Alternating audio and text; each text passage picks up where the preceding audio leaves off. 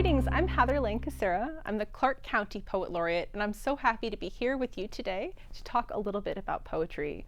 So we have a special treat today. We are going to hear a poem and meet a poet, Echo Clark. This poem has been published in Sandstone and Silver, an anthology of Nevada poets, which was one of my Poet Laureate projects. I'm really excited about it. I'm really honored to include Echo's poem, and I'm also really excited to hear some poetry by you. Thank you so much for being here today. Thank you for having me and for giving my poem a home alongside so many other great Clark County poets.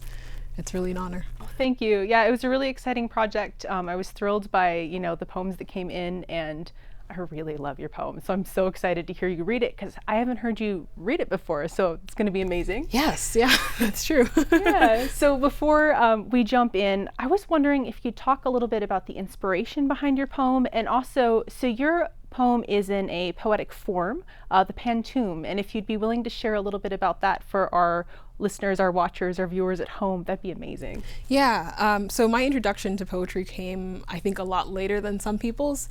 I was an English major in college, but even then I really didn't grow to appreciate poetry until I was in my mid-20s, and I was... That was my experience too.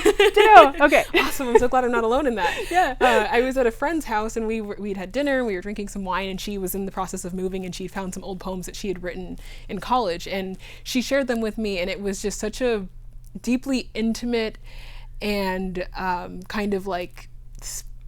stilling isn't a word, but it kind of forced me into a stillness that was really profound for me.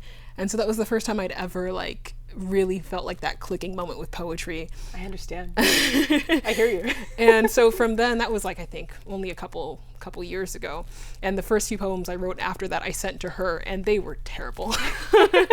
And it just the fact that she was able to give me such honest feedback, that in and of itself felt like a very poetic experience. Yes. To just be that vulnerable with a friend and to have them be like, I like this, the rest of this is not so great. Yeah. And so it kind of forced me to learn, or I wouldn't say force, but I was finally ready at that stage in my life to learn how to be still. And for me, I think that's what a lot of poetry is. It's a form of meditation. Yes. It's a form of stillness, and it's meant to be read, or it's best experienced read out loud. Yes. And hearing the rhythm and the way certain word sounds can make you feel calm, or make you feel anxious, or make you feel happy. Absolutely. And so with Evening Night Pantoum, that the pantoum form in particular is a very repetitious form.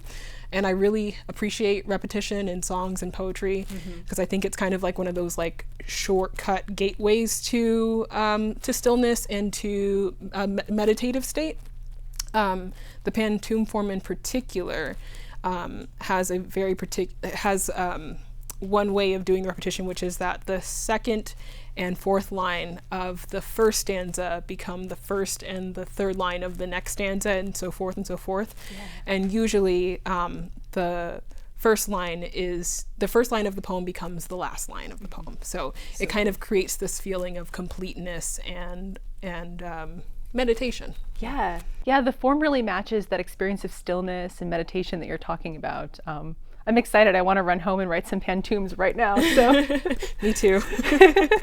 Also, that sounds like an amazing friend. It's good to have poetry friends who will be, maybe just friends in general, who will be kind but honest, right? Yes. Yeah. Kind and honest is the best way to be. Yes, yes. And I've written a lot of terrible poems myself, and I've grown because of community and feedback from community. So I hear you. Exactly. It can't be done in a vacuum. Right, exactly. People often think that writing is something you do solo. It's completely individual, and to some extent that's true, but a lot of it's not about that at all. Yes, I think that first stage has got to be quiet and by yourself, but then you've kind of got to, if you ever really want to see it grow, you've got to let it, you got to give it air. Exactly. And other eyes. Right. And ears.